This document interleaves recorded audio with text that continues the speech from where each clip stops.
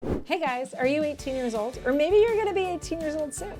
Or maybe you're just curious as to how naive I was when I was 18 years old. In any case, this video is basically the letter I would write to my 18-year-old self and all the things I wish I knew, 3 things I wish I knew when I was 18.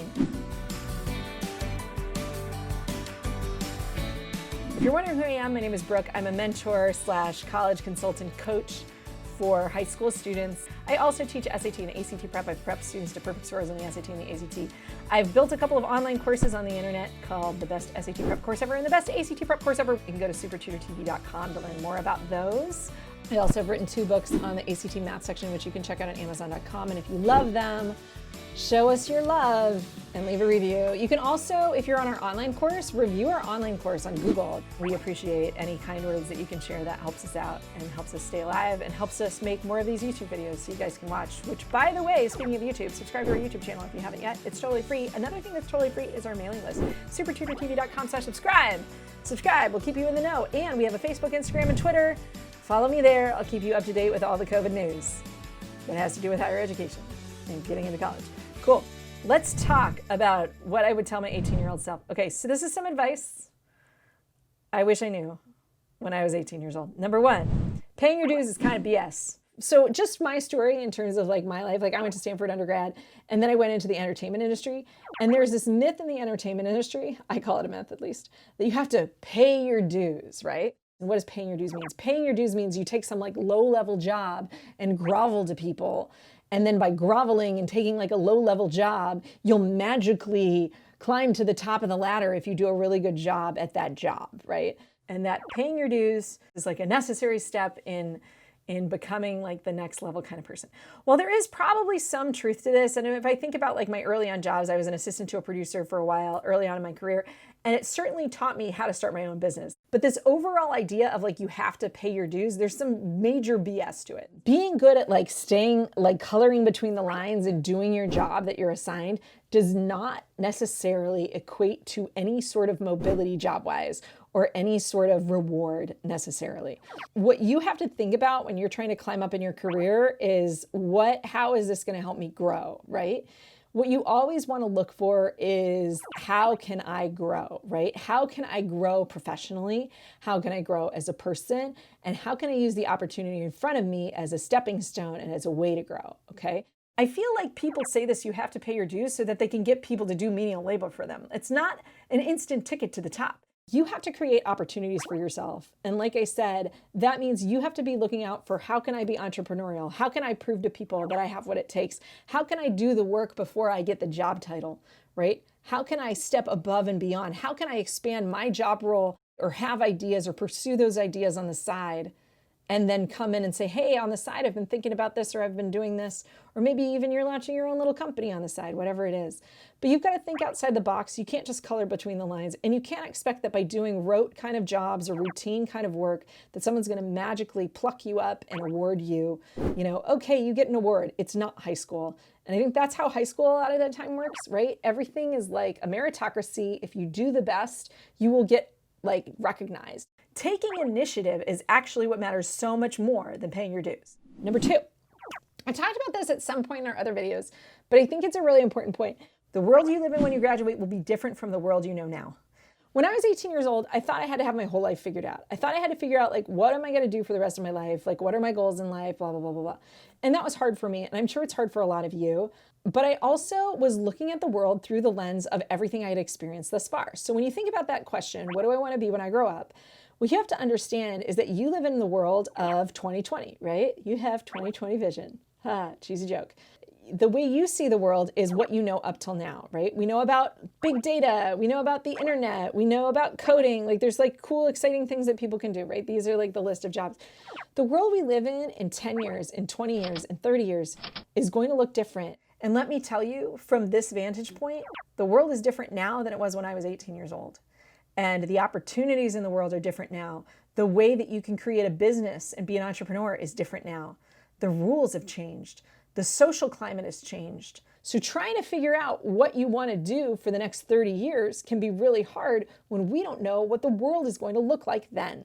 So I guess my point to you is, one, don't stress out if you don't know everything that you're going to do with your life, because the truth is you're better off listening to the world around you and saying, hey world, what's going on? And then finding a place to fit into that world than self-determining up front, this is who I am, this is what I want to do, and here I'm going to go do it. Because you might find that something that you want to do didn't even exist as a job title when you were 18 years old, which is where you are maybe right now. I can tell you a little bit of my own life, like kind of how this played out. When I was 18 years old, I thought I wanted to be a film director, and I'm going to go to Stanford, and I'm going to study, and then I'm going to move to Hollywood, and then I'm going to work in the entertainment industry and work my way up and hopefully direct TV and film. As you can see, I'm on YouTube teaching test prep. And that's not because I couldn't work in the entertainment industry. It's because, I listened to the world around me, and the world around me was sending me different messages, and I was in a different world. I was living in a different world than the world that I imagined when I was 18 years old. And I think when you give up yourself and your own ego and your own, this is what I'm going to do with my life, and instead you let go and you say, how can I best serve the world that I live in? And how can I do something that if I don't do it, nobody else will? And how can I make a difference using all my talents and all my skills? And how can I reach more people? How can I make a bigger impact, right? When you ask yourself those kind of questions, you might find that whatever your ego wanted to do, maybe that's not the path that you end up taking. But my point is, at the end of the day, it comes down to listening to the opportunities in the world around you rather than imposing the world that you know on your future. Okay, my third piece of advice for you guys that I wish I knew when I was 18 is don't be afraid to quit. So a few things under don't be afraid to quit. I think in my life, if there's something that I could go back and whisper in my ear, it would be quit. Because there are some things that I did, particularly throughout my 20s, where I didn't quit. And I thought, if I work hard, I'll be rewarded. That's not always true. Just because you bust your butt doesn't mean that it's going to bring you good happiness, good cheer, and get you opportunity for growth. You have to know that there is opportunity for growth. And if there is no opportunity for growth, if what you're doing isn't helping you grow, if you're working with toxic people, stop, get out. It's totally okay to walk away from jobs if you think that opportunity isn't moving you closer to where you want to be in life. And the only person that you have to answer to is you at the end of the day. And I think in my 20s, I probably wasted a lot of time working. And like I said, I worked in the entertainment industry. So I had a couple of jobs where people treated me like crap. And you know what? I should have quit because they were toxic relationships in some way, or they just weren't fruitful. I wasn't getting that much out of it. They were getting a lot more out of me than I was getting out of the job relationship. So you got to stick up for yourself and don't be afraid to quit. At the end of the day, you guys, you only have one life to live, and it's your life. And if you spend your time doing activities or working in jobs that aren't a good fit for you, it's not cool, and it's okay to quit. So I'm here to tell you that.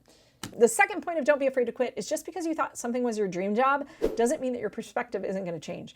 I thought that my dream job was going to be working in Hollywood and becoming a director and working in entertainment, right? And then I went and worked in entertainment, and I got treated really disrespectfully. There were lots of things that happened where I felt like a lot of people were trying to take advantage of me. And I realized that, you know what? Maybe if this is what this job looks like, or this is what the path to this job looks like, maybe this isn't my dream job, and it's okay to quit. Okay. So that's second. And number three, don't be afraid to quit, is don't stop learning about yourself. So the other thing is you're going to change. What I liked when I was 16 years old is not the same thing I like now. The same is true for career, and the same is true for all your interests. Whatever you're interested in right now when you're 18, that's super awesome. It's not going to be the same thing you're interested in when you're 30. And so it's okay to quit. It's okay to move on. It's okay to change your path, and all that's legit. And so there you go. There's my 3 pieces of advice. I hope you guys like this video. If so, please give it a thumbs up. Subscribe to our channel if you haven't already. Congratulations, class of 2020. You did it. I know it feels kind of uneventful because you've been stuck at home, a lot of you, but I wish to congratulate you. You guys made it through high school. You're ready to go into the big wide open. And you guys really are awesome. I know I keep saying this in all our videos. You guys are the future of the world. So go out there, make a difference, and namaste, good luck. Ciao. See you later.